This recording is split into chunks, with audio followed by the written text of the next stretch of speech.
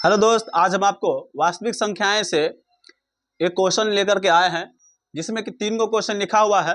तो तीनों को जो है ना हम बारी बारी से हल करेंगे। तो चलिए देखते हैं। जैसा कि यहाँ पर क्वेश्चन लिखा हुआ है, बिना विभाजन किए बताइए कि निम्न प्रमेय संख्या शांत है या अशांत। तो ये 3 क्वेश्चन यहाँ पर लिखा हुआ है। तो बताना है कि ये क्वेश्चन मतलब ये जो है वो शांत है कि अशांत है।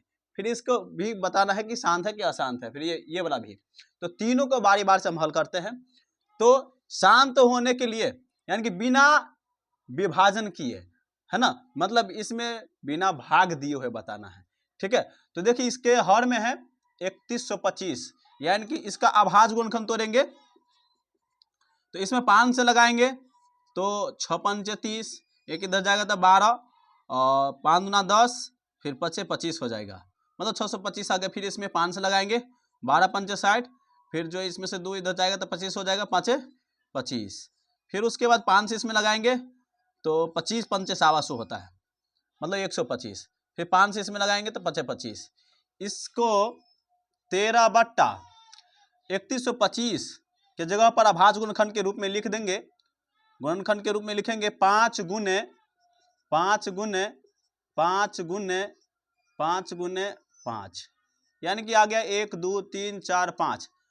5 का संख्या 5 गो आ गया, तो 13/1 2 3 4 5, यानी कि 5 के पावर 5 हो जाएगा। और शांत होने का नियम है कि इसका सूत्र के अनुसार कि हर में लगातार 2 हो या लगातार 5 हो या 2 गुने 5 हो, ये सब रहेगा तो शांत होगा। 2 और 5 के अलावा और कोई संख्या रहता है हर में तो अशांत होगा। ठीक है, तो ये है हो गया शांत। यहां पे लिखेंगे अतः यह परिमेय संख्या शांत है। ठीक है, फिर उसी प्रकार से दूसरा नंबर क्वेश्चन को, मतलब ये वाले को हल करते हैं।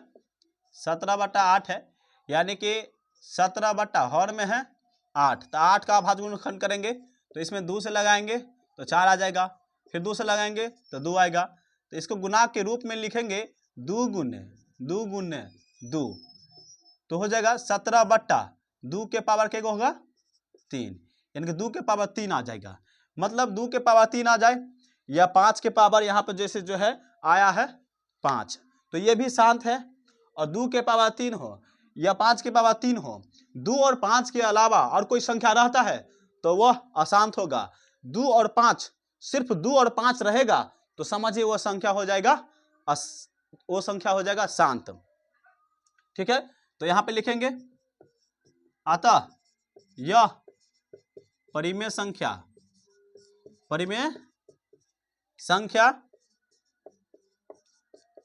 शांत है।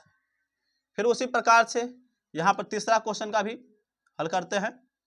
क्या है तीसरा क्वेश्चन? 64/455।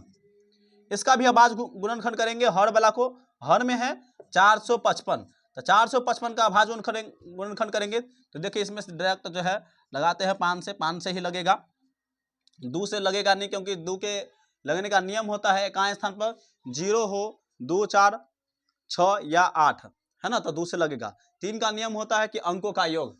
ठीक है, और इसका अंकों का योग करेंगे यानी कि 5 और 5 10 हो जाएगा और 10 और 4 14 हो जाएगा, तो 3 का पारा में 14 है नहीं, तो 5 से लगाएंगे तो 5 से लगता है। 5 का नियम होता है इकाई स्थान पर 0 हो या 5 से पूर्ण रूप से भाग लगेगा। तो देखिए इसमें लगाएगा तो 9 5 45 और 5 1 5 है, मतलब 91 आ गया।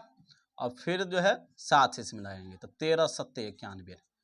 तो इसका अभाज्य गुणनखंड के रूप में लिखेंगे यहाँ पर 64/5 गुने 7 गुने 13।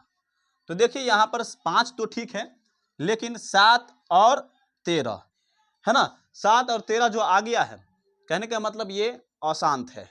सिर्फ 5 और 2 होना चाहिए शांत होने के लिए। ठीक है, तो यहाँ पर लिखेंगे अतः यह परिमेय संख्या